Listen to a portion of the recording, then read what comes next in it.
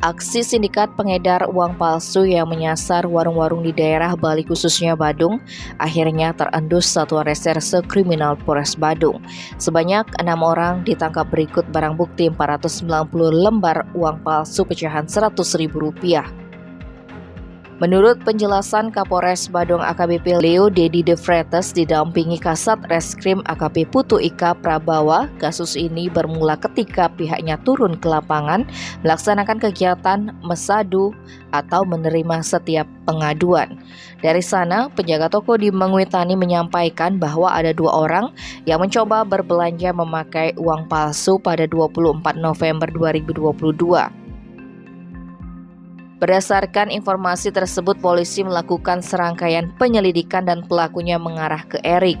Pria asal Malang, Jawa Timur ini akhirnya diringkus di kosnya di kawasan Banjar Gadon, Desa Mengwitani beserta 16 upal. Erik mengaku barang bukti diperoleh dari temannya bernama Yohanes di Panjer dan Pasar Selatan. Berikutnya Yohanes juga meringkus di tempat tinggalnya dengan barang bukti upal 66 lembar. Pria asal Bekasi ini mengatakan upal didapat dari temannya Alex di daerah Nusa Dua. Tanpa buang waktu, petugas menangkap Alex di kawasan tersebut dengan menyita 55 lembar uang palsu.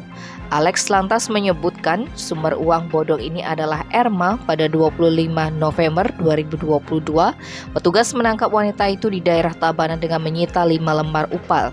Wanita asal Mojokerto itu mengaku memperoleh upal dari temannya Mujiono. Polres Badung mengejar pelaku ke Jawa dan meringkusnya di Mojokerto dengan barang bukti 89 upal. Saat diinterogasi, Mujiono mengaku mendapatkan uang tersebut dari Ferdian.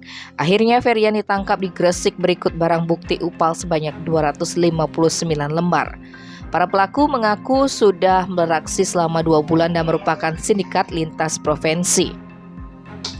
Namun petugas masih melakukan penyelidikan terkait pelaku pencetak upal. Salah seorang pelaku, Ferdian, menyebut uang palsu tersebut didapat dari seorang di daerah Malang.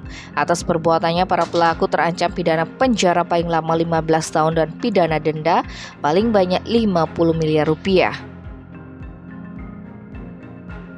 Tim Bali Express melaporkan.